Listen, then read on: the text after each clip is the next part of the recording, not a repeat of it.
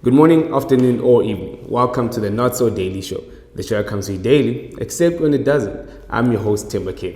On today's show, the DA is rolling blackouts like ESCOM. With tears in my eyes, with pain in my heart. The ANC continues to eat in our faces. Local economy. Yes. For the sake of the vote. And Noma is singing more than his sister Nandi at the State Capture Commission. When he says it was a debit card with 3,000, there's nothing in my life that I can do with 3,000, and he knows that. We've got a great show lined up. Stick around. Let's begin with some good news. The vaccine program is well underway. This past week, both my parents and my grandmother got vaccinated, which is great, and we have to give credit where it's due. Soon we won't have to worry about whether or not we'll get vaccinated.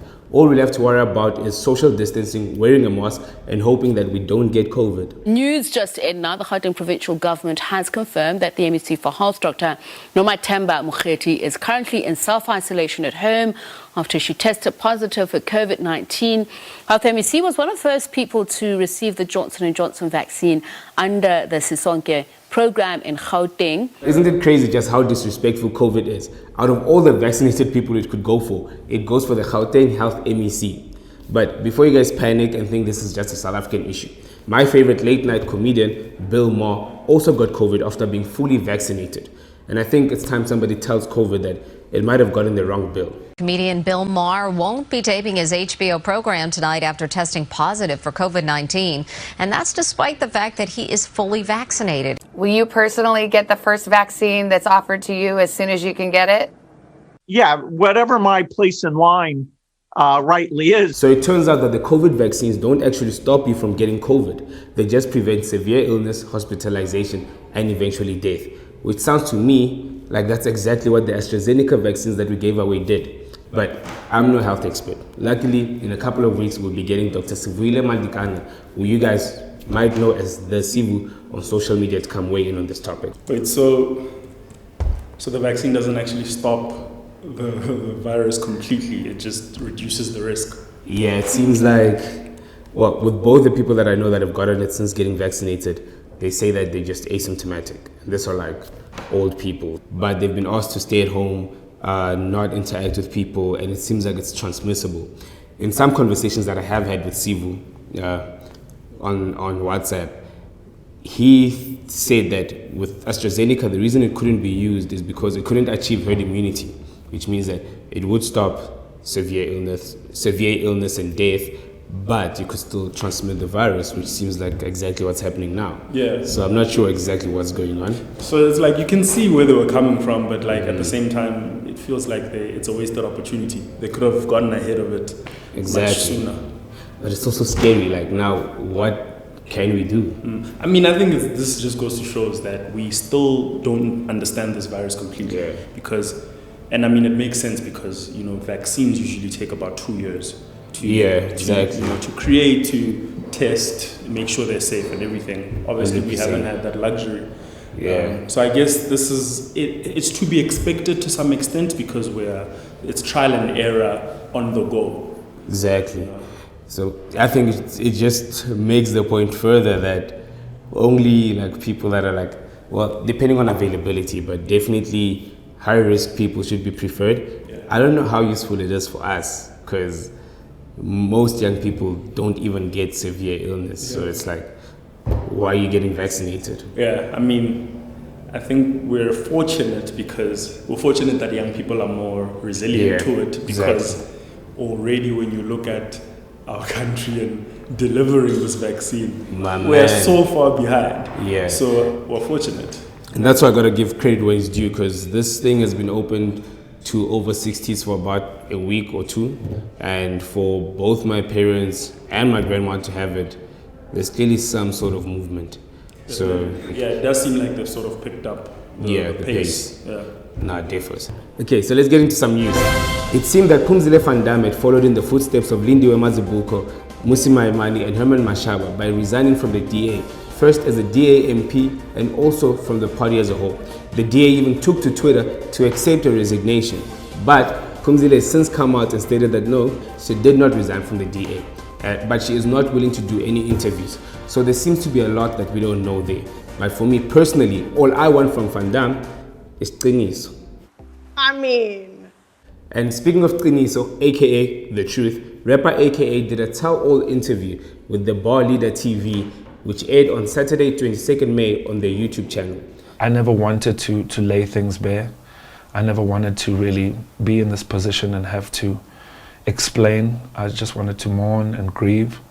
But I think the events of the last week or the last 2 or the month or whatever you want to call it has really put me in a position whereby I now need to tell the truth. And I need to speak and my voice needs to be heard because people want to know from me, what my explanations or my answers to their questions are. So yeah, I'm surprised that he went to such a smaller platform, if I can call it that. I would expect that he would go to something either on TV or to a platform with a bigger personality. Yeah, same.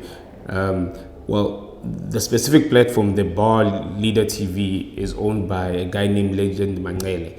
So he's done a lot of work. He did the Bryce Show with AKA actually, but he's also done Bing Bonang. They've done Living the Dream with Somizi. So I think in terms of like quality, production, they sorted there. But I know that they don't really focus on that YouTube channel. It's got about like 1,000 subscribers. I guess this will change. So I'm just wondering if it's like, is there a bag there, or is he just trying to tell the story without it being so mainstream and so like direct? Obviously, like out of respect for the family and this and that. I think he's trying to sort of keep it low key and not do it in a way that feels like it's for attention. Exactly. Because people were having him for being. He performed at this Nedbank gig the other day. Recently. Yeah. So people were having him for that, and I remember people were also having him for. They suspect or allegedly he leaked the screenshot of him talking to Nelly's dad, and the dad saying that Nelly is dramatic. Yeah, so I think he's in like a predicament of like trying to speak out without disrespecting the family, but also having to protect his name, which is like very weird. So judging by the questions that he's asked, right, in the interview, which is, were they violent? Why did he break down the door?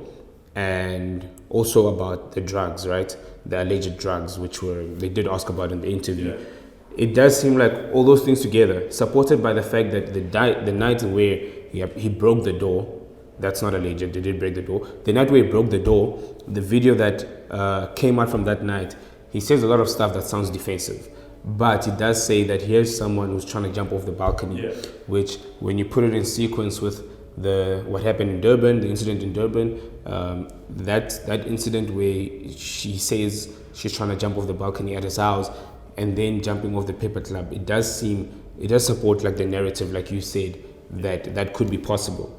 But I think for me it seems like people are angry at the abuse, and in our country how gender-based violence and all those things, they're angry at the abuse that they almost want to punish him with murder for the abuse, which is a bit off, I mean, we also live in a, sorry to cut you off, but we also live in a time where, this is the post-Me Too era, where the slightest sign of a man having either abused his power, abused a woman, mob justice is going to try or the noise made by mob justice can be louder than facts and truths and all that stuff. So I think you're right. Especially when people are scared someone will get away with it. So that's why sometimes they just want to punish them by any means. And to that end, it's understandable because, as you said, we live in a country where we have crazy GBV, and just in general we have powerful men in the world. We have powerful men abusing their positions. So I think it makes sense that people get so angry and they don't want that chance of someone getting away with doing something like this. 100%. But of course we have to wait and let the evidence and all that stuff speak. The investigation. And staying with interviews, President Ramaphosa finally did an interview that he was not legally obliged to following his appearance at the State Capture Commission. But in typical ANC fashion, he did it in exile. Hello and welcome to France 24. Welcome for an interview with the President of South Africa, Cyril Ramaphosa. Mr. President, thank you very much for being with us today. You're most welcome. I want to get to your predecessor, Jacob Zuma. He's standing trial on corruption charges, especially for a deal with a French company, Thales. The trial has been postponed again and again. Do you think he's trying to escape justice? Well, I don't think he's escaping justice. If he was escaping justice, he would have run away somewhere, but he's not.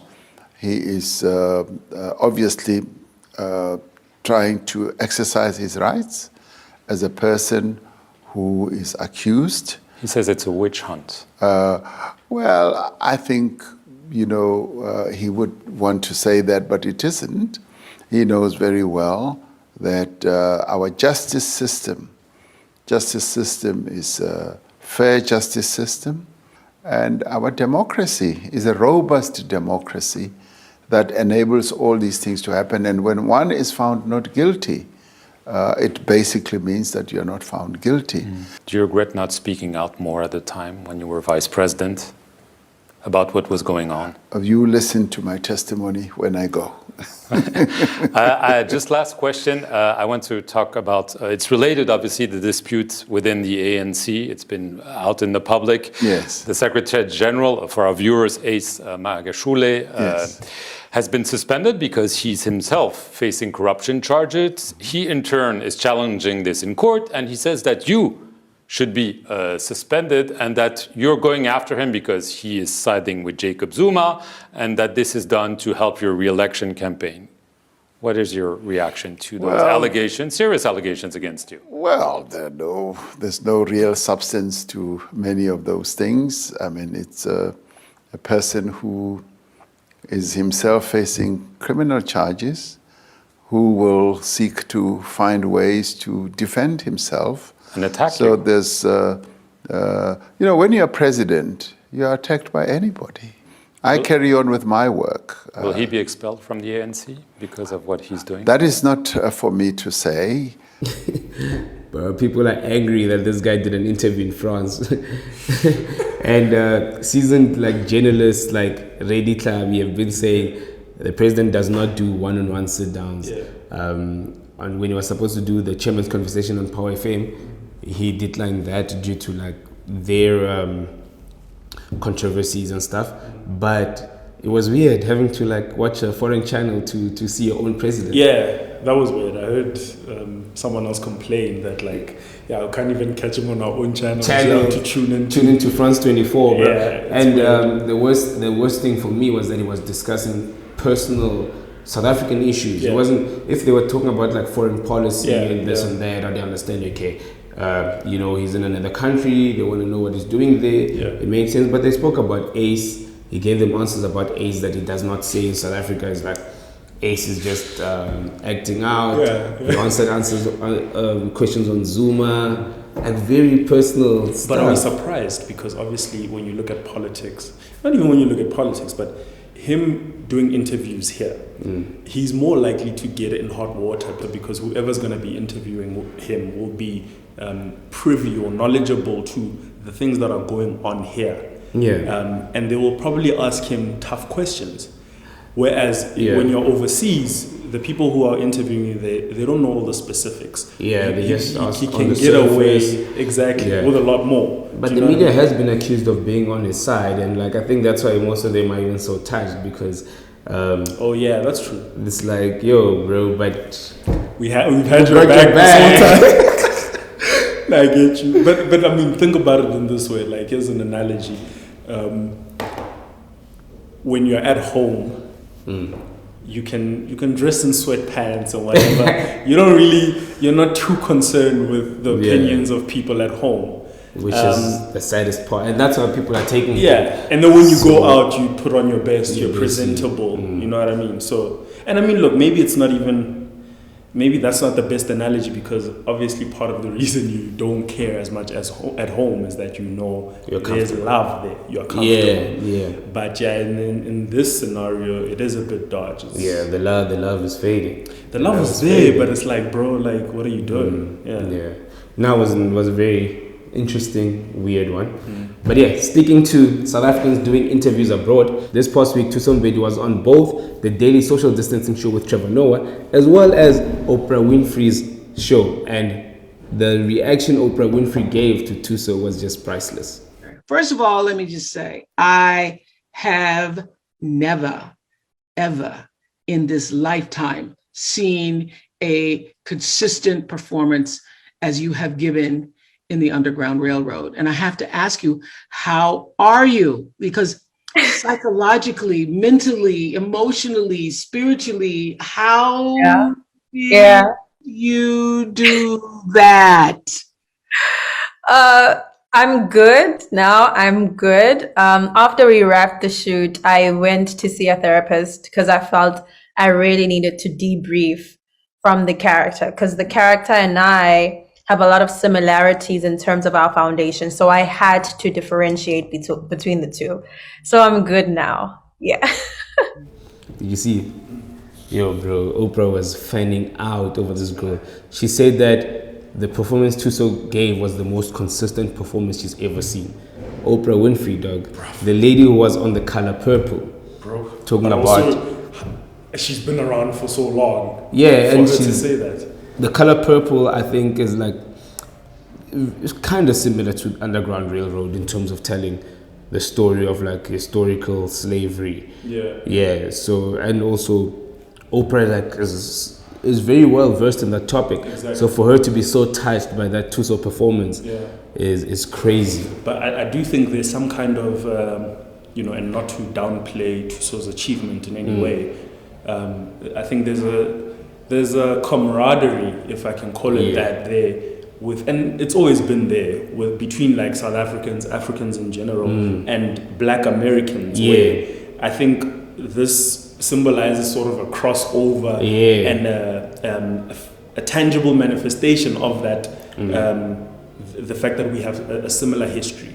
Yeah, she also like in the interview she does kind of join it together, like not having lived through apartheid, but like just the similarities of like, African American slavery and apartheid in South Africa. Yeah, I think it's definitely undoubtable. When I watched her on the Daily Social Distancing Show, I couldn't help but pick up the accent. Yo, bro, she's got a full American accent now. Really? But no, it actually makes sense. But when I watched like a few minutes of the Underground Railroad, I felt like I was in the right space to watch the whole thing. But from the few minutes, I was like, yo, if I didn't know, I would never be able to tell she's not American. Yeah. She definitely put the work in, bro. She definitely put the work in. And that's something we used to talk about South Africans being able to play roles in America that they don't play Africans in those roles. Like being able to play roles where they are American, and that's crazy. Like she killed it. I guess it's weird how surprised we still get. I guess it's just because of how impressive it is. But it's part of an actor's skill set to be able to, because the whole point is you are changing yourself and portraying someone who is not you. So I think it's still impressive, but it makes sense that a good actress like Thuso Mbeki would be able to pick that up and become that in a convincing way. You know what I mean? Exactly. But also, like I imagine with her, you said that she sort of has a twang now. Yeah, she stayed with her. Crazy, bro. But big ups. So let's go into some politics now. The by-elections results came out this week, and the ANC was surprisingly, I don't know if it's still surprising anymore, leading the by-elections. I think they got like an overwhelming majority, followed by the DA, which lost ground. The EFF got 0 votes, and Gayton McKenzie's party got 2. So the Gayton McKenzie as a party. Gayton McKenzie as a party. What the hell? Bro, they did better than the EFF. But the question that I have, right, is that looking at this video, which we alluded to.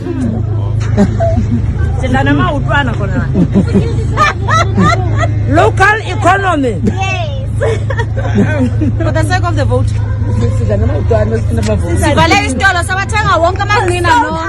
Sold out. Mangunas sold out. Local economy. Hey, bias my vote. Local economy.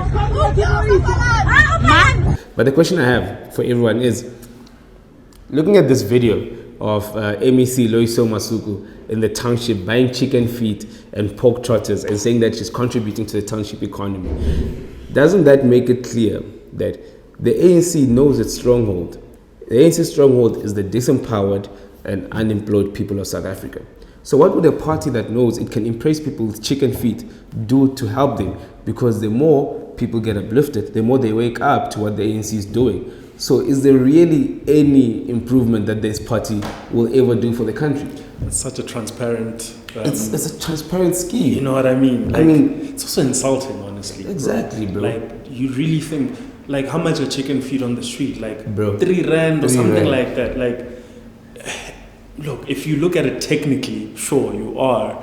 But like, significant... But you're buying once, even if you go there and spend 200 rand, you're not even spending the fuel it takes you to go there. Exactly. But the cheap campaigning, bro, and like they always say, like, for me, it's just dawned on me that the ANC won't help people. Not that they can't, they won't, because the more people that get out of poverty, the more they lose votes. Because obviously their target audience are people who recognize that the ANC took them out of poverty, or rather out of oppression. Exactly. And now they are the party they are looking to bring them out of poverty and struggle. Exactly. But now, you're not going to vote for them if you realize that they're not doing that same thing. I mean, if we look at our demographic, the Not So Daily Show's demographic, a lot of people that we talk to aren't into the ANC. If you look at the people who talk to in universities, they're not ANC. So there's a clear, when you listen to the radio, people are complaining about the ANC. But when you look at the election results, the ANC is leading. So there are a lot of people that aren't part of these YouTube and radio conversations that are for the ANC. Exactly. Because all the information they get is when people come and buy chicken feet once a year, people come and hand out t-shirts. So it's so, like, when you look at it like that, it's very scary that there's no incentive for them to help people. None. Especially when it's not election time. I had the same realization like a while back. I don't know if it was with you, but with potholes, you know, like they only start fixing those things around election time, and then that gives you the false impression that shit is getting done. It was done by these guys. Let me vote for them.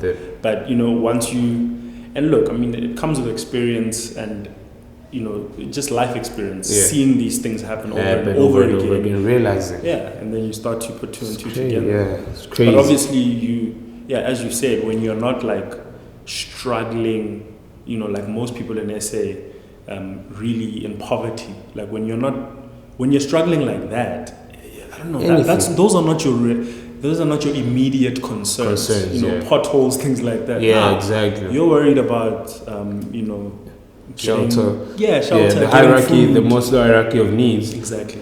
It's easily satisfiable. Like somebody just comes a day before elections and builds you an RDP house, and then they plant that idea that your neighbors are going to get RDP houses, and you've satisfied their hierarchy of needs. Exactly. So it's crazy.